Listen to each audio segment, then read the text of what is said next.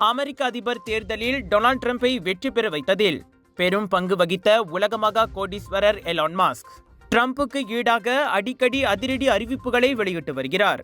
அவ்வரிசையில் அவர் அடுத்து குறிவைத்திருப்பது கூகுள் நிறுவனத்தின் ஜிமெயில் ஆகும்.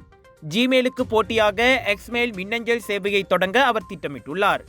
எக்ஸ்மெயில் மின்னஞ்சல் சேவை உருவானால் சிறப்பாக இருக்குமே என எக்ஸ் தளத்தில் முன்வைக்கப்பட்ட ஒரு பரிந்துரைக்கு பதிலளிக்கையில், ஆமாம், இதுவும் எங்களது திட்டங்களில் ஒன்று என குறிப்பிட்டு மாஸ்க் பரபரப்பை ஏற்படுத்தினார்.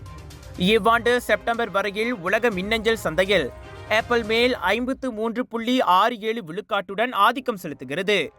ஜிமெயில் 30.70 விழுக்காட்டுடன் இரண்டாம் இடத்திலும், அவுட்லுக் 4.38 விழுக்காட்டுடன் மூன்றாம் இடத்திலும் உள்ளன. அடுத்தடுத்த இடங்களில் யாஹூ மெயில் மற்றும் கூகுள் ஆண்ட்ராய்டு உள்ளன.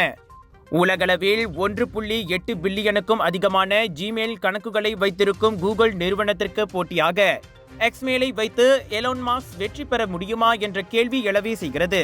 ஆனால் அவ்வளவு பெரிய சவாலையும் சமாளிக்க கூடியவர் என அறியப்படும் அவர் இந்த விஷயத்திலும் ஒரு கை பார்க்காமல் விடமாட்டார் என்றே குறிப்பிடுகிறது. ஒருவேளை எக்ஸ்மெயில் உருவாக்கம் சாத்தியமானால் கூகுள் சிஇஓ சுந்தர் பிச்சையின் ஜிமெயிலுக்கு முதன்முறையாக போட்டி உருவாகும் என்பது குறிப்பிடத்தக்கது. உங்கள் சிறந்த ஆரோக்கியத்திற்கு அளவான எண்ணெயுடன் சிறந்த முறையில் தயாரிக்கப்பட்ட சைவம் அசைவத்திற்கும் பொருந்தும் சூப்பர் ஊறுகாய், பச்சை கொடி சிவப்பு மீன் சின்னம் கொண்ட ஸ்ரீ மீனாட்சி ஊறுகாய்.